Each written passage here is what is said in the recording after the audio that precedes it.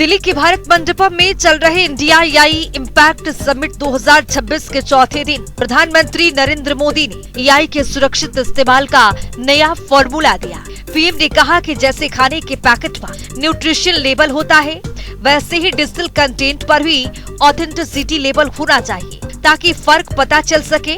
वहीं रिलायंस के चेयरमैन मुकेश अंबानी ने भारत को इंटेलिजेंस युग में ले जाने के लिए 10 लाख करोड़ रुपए के निवेश का बड़ा ऐलान किया। समिट को आज नरेंद्र मोदी और मुकेश अंबानी के अलावा गूगल के सीईओ सुंदर पिचाई और ओपन एआई के सैम ऑल्टमैन जैसे लीडर्स ने संबोधित किया।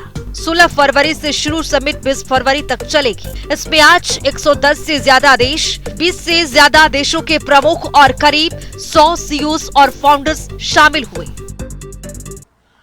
आज की एक बहुत बड़ी आवश्यकता ग्लोबल स्टैंडर्ड्स बनाने की भी है।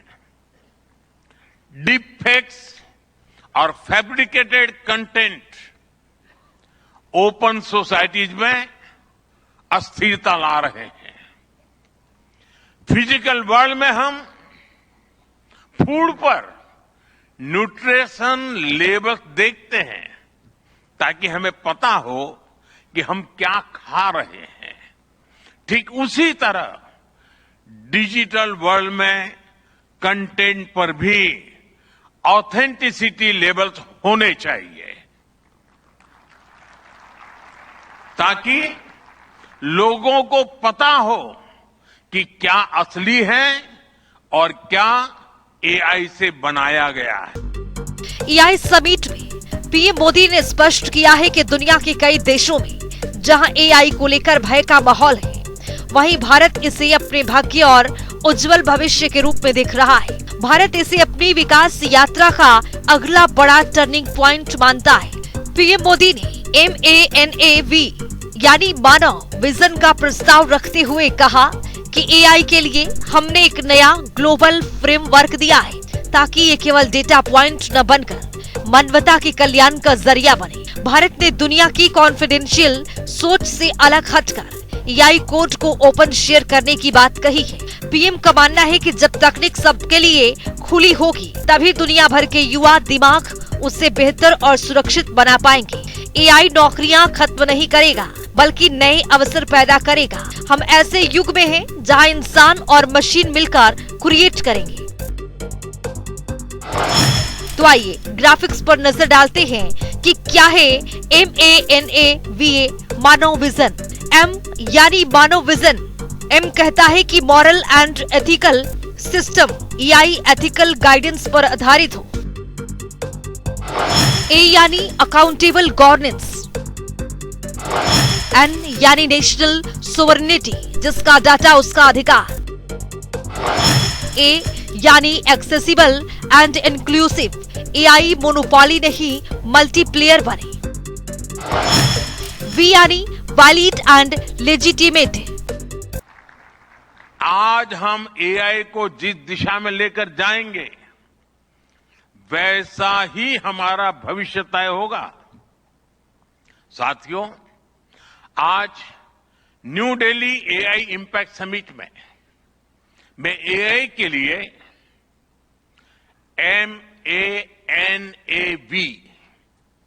MANAV मानव विजन प्रस्तुत करता हूं। मानव का अर्थ होता है ह्यूमन और मानव विजन कहता है M moral and ethical systems, यानी एआई एथिकल गाइडेंस पर आधारित हो। A अकाउंटेबल गवर्नेंस यानी transparent rules, robust oversight. N national sovereignty यानी जिसका डेटा उसका अधिकार।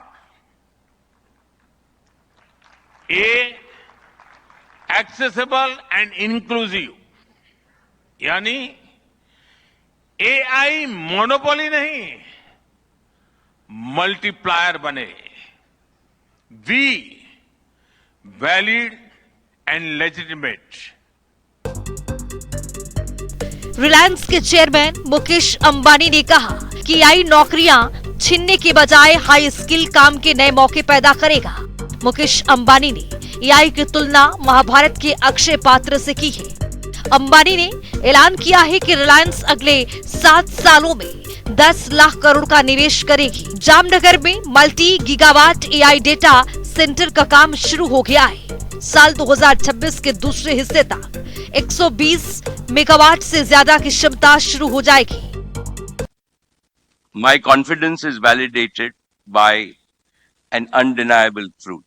In the coming decades, no country in the world can match India's strength in demography, democracy, development, digital infrastructure, data generation, AI harvest. Let me begin, as was said many times this morning, what India has achieved in the past 10 years. First, India is the world's largest mobile data consumer. Nearly 1 billion internet users, data costs among the lowest globally, and in terms of quality, there is no difference between Delhi and the remotest Indian village. Second, Aadhaar, 1.4 billion digital IDs. Third, UPI processes over 12 billion transactions monthly. Fourth, India ranks among the top 3 startup ecosystems with 100,000 startups and 100 plus unicorns. Fifth, India's secure and inclusive digital public infrastructure stack is now being adopted by countries around the globe. Tata group के chairman N Chandrasekaran ने कहा है कि Tata group Bharat का पहला बड़े पैमाने पर ऑप्टिमाइज डेटा सेंटर स्थापित कर रहा है, जिसे खास तौर पर अगली पीढ़ी के लिए बनाया जा रहा है। हमें ये बताते हुए खुशी हो रही है कि हमने इसके लिए ओपन एआई के साथ साझेदारी की है। हम world class AI rank architecture को टाटा की इंफ्रास्ट्रक्चर की मजबूती के साथ जोड़ेंगे। हम एक एआई डेटा इनसाइट्स प्लेटफॉर्म बना रहे हैं। And I think we will have an opportunity to play across layers. AI is not unidimensional; it's multidimensional. As I said, it's collectively, I call it infrastructure of intelligence, and we have a role to play because we have the talent, we have huge problems to solve, and we have a nature to collaborate. So I think we are extremely well positioned to not only transform ourselves but also make a huge contribution in the development of AI, responsible AI, secure AI in the world. It should be, sir, human-centric as well as we have mentioned in the speech. Yes. Democratic as well as Yes. Yeah.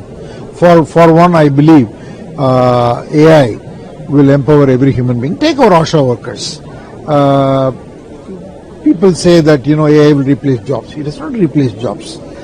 With AI assistant, now they have transformed themselves from data collectors to caregivers, and they are already performing a lot of jobs which are at a higher value than what they were doing.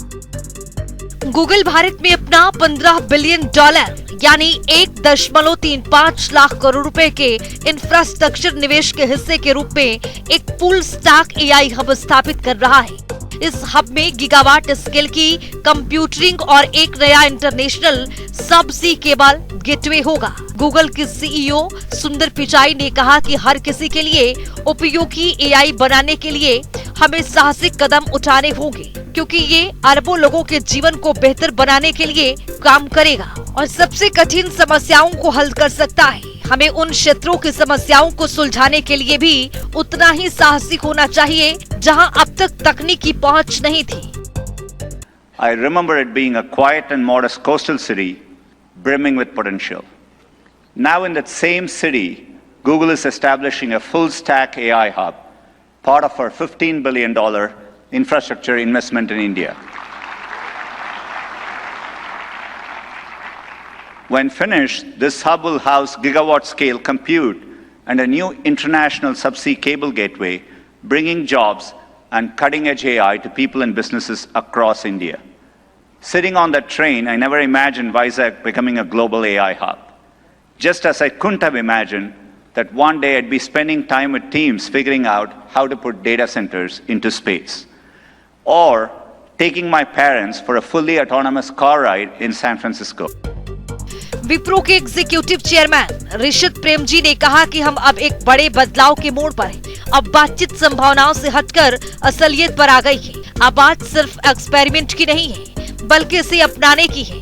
ये सिर्फ pilot project तक सीमित नहीं रहा, अब इसका असर बड़े पैमाने पर दिख रहा है। टेक्नोलॉजी तभी मायने रखती है जब उसका इस्तेमाल जिम्मेदारी के साथ और बड़े स्तर पर दुनिया की असली समस्याओं को सुलझाने के लिए किया जाए। Thank you for those of you who are here for being here. Once in a generation, a technology emerges that doesn't just change what we can do, it truly changes what we must do. AI for me is certainly that technology. And how we as a country, how India responds in the next few years, will shape not just our own economic trajectory, but our ability to solve problems that matter to over 1 billion people. For the past several years, the conversation around AI has focused just not on the possibility. What can it do? How powerful could it become? How quickly could it evolve? But we are now at an inflection point. The conversation has fundamentally shifted from possibility to practicality, from experimentation to adoption, and from pilots to scaled impact. This shift matters, and it matters tremendously because technology creates value only when it is applied to solve real-world problems responsibly and at scale. VNI के CEO विशाल सिक्का ने India AI impact summit में कहा कि अब हमारे पास किसी भी भाषा में जानकारी पाने का तुरंत रास्ता है। ये एक जबरदस्त ताकत है और हमारे पुराने काम करने के तरीकों को पूरी तरह से बदल देने वाली है। साथ ही अब हम ऐसी चीजें और ऐसे काम कर सकते हैं जो पहले कभी मुमकिन नहीं थे। We can transform every existing system, legacy systems, enormous complexities inside enterprises can be removed, industries can be transformed. We can give end users wings, we can amplify them to deliver things that were not possible to do before, that or in the best case it required professionals to do this. Doing that also requires not just overcoming the limitations of AI, but also imagination, to see what is not there, to see what is possible. India has all of this in great abundance. The Honorable Prime Minister has called for 1 billion entrepreneurs, people who can overcome these and deliver value using AI. And I think this is exactly what the world needs and what India has the potential for. My third point is that we not only have to master today's AI, but we have to leapfrog it. Google deep mind के CEO Demis हसाकिस ने AI summit के दौरान संबोधन में कहा कि भारत में हमारी कई पार्टनरशिप है। मुझे मिस्टर अंबानी और रिलायंस जियो ग्रुप के साथ हमारी गहरी साझेदारी पर गर्व है। रिलायंस के साथ मिलकर हम अपने जेमिनी फाउंडेशन मॉडल्स के जरिए भारत के हर एक व्यक्ति तक इंटेलिजेंस पहुंचाएंगे। हमें उम्मीद है कि अगले कुछ सालों में हम इसे और आगे ले जाएंगे। I'm especially proud of our deep partnership with Mr. Ambani and the Reliance Jio group to bring intelligence to everyone in India with our Gemini foundation models in partnership with Reliance. So we hope to build on that in the next few years. So if I was to try and quantify what's coming down the line with the advent of AGI, I think it's going to be one of the most momentous periods in human history. Anthropic के CEO Dario अमुदई ने कहा कि पिछले 2.5 साल में technology की प्रगति और AI के कमर्शियल एप्लीकेशन वाकई चौंकाने वाले रहे हैं। पिछले 10 सालों से एआई एक्सपोनेंशियल ग्रोथ पर है और अब हम एक बहुत ही एडवांस्ड कवर पर पहुंच चुके हैं। अब ऐसे कुछ एआई मॉडल मौजूद हैं जो अधिकांश इंसानों की संज्ञानात्मक क्षमताओं को पीछे छोड़ रहे हैं। इस तरह की क्षमताएं अपने साथ बड़े पैमाने पर अवसर और चुनौतियां दोनों लेकर जाती हैं। एआई में गरीबी को जड़ से खत्म करने और ग्लोबल साउथ सहित पूरी दुनिया में मानव स्वास्थ्य को बेहतर बनाने की अद्भुत क्षमता है। I visited India these last few days, and the last time I visited is, how can we work together with the companies in India to kind of drive this growth for everyone, to make sure that the existing companies, large and small, continue to prosper along with us and the other makers of AI, and also on a philanthropic basis, how we make sure that the benefits reach everyone, both in an economic sense, in a health sense, in kind of other senses. So I think India is, it kind of offers a particularly keen distillation of especially the benefits, but also the risks. केंद्रीय मंत्री अश्विनी वैष्णव ने global south के पहले और अब तक के सबसे बड़े एआई समिट सभी मेहमानों का स्वागत करते हुए कहा कि इस आयोजन में 118 देशों ने हिस्सा लिया। इस समिट को इतना सफल बनाने के लिए आप सभी का शुक्रिया। पीएम नरेंद्र मोदी का मानना है कि टेक्नोलॉजी की असली ताकत तभी है जब उसका फायदा आम जनता तक पहुंच सके। हमारे प्रधानमंत्री का विजन तकनीक का लोकतंत्रीकरण करना, उसे बड़े स्तर पर लागू करना, समाज के हर व्यक्ति तक इसकी पहुंच आसान बनाना है। We have participation from 118 countries. Thank you all for making this summit a grand success. Friends, AI is a foundational technology. It is already transforming how we work, learn and make decisions. Our Honorable Prime Minister Shri Narendra Modi ji believes that the true value of technology lies in ensuring that its benefits reach the masses. Our Prime Minister's vision is to democratize technology, deploy it at scale, make it accessible to all. That's why in our country, in India, we are working on all the 5 layers of the AI stack. Bharat की प्रशंसा करते हुए France के राष्ट्रपति Emmanuel Macron ने कहा कि भारत ने वो कर दिखाया है जो दुनिया का कोई दूसरा देश नहीं कर सका। 1.4 अरब लोगों के लिए एक डिजिटल पहचान तैयार की, एक ऐसा पेमेंट सिस्टम बनाया जो अब हर महीने 20 अरब ट्रांजैक्शन प्रोसेस करता है, एक हेल्थ इंफ्रास्ट्रक्चर खड़ा किया है जिसने 500 मिलियन डिजिटल हेल्थ आईडी जारी की है। नतीजे आपके सामने हैं।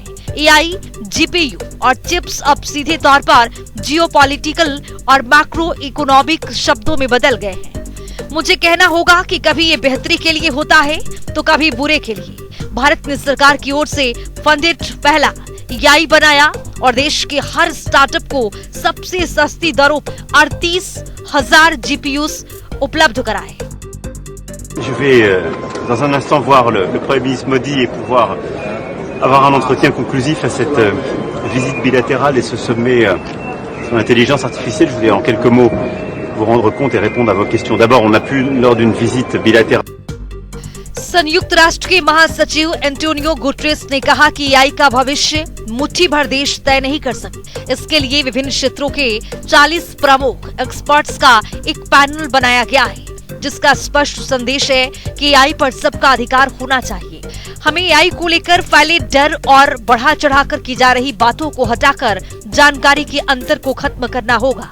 हम संयुक्त राष्ट्र के भीतर एआई गवर्नेंस पर एक वैश्विक संवाद शुरू कर रहे हैं। हमें ऐसे गार्डरेल्स, सुरक्षा नियमों की जरूरत है जो मानवीय नियंत्रण और जवाबदेही को सुरक्षित रखे।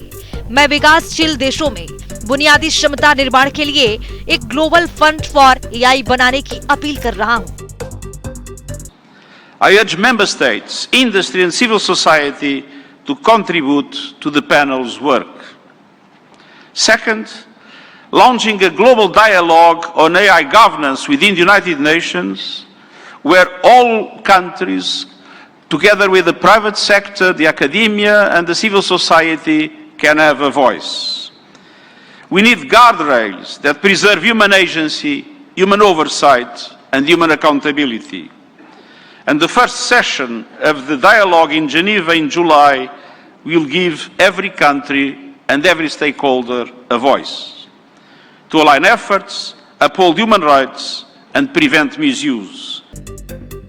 इंडिया एआई इम्पैक्ट समिट की थीम राष्ट्रीय विजन सर्वजन हिताय सर्वजन सुखाय, सभी का कल्याण सभी का सुख पर आधारित है।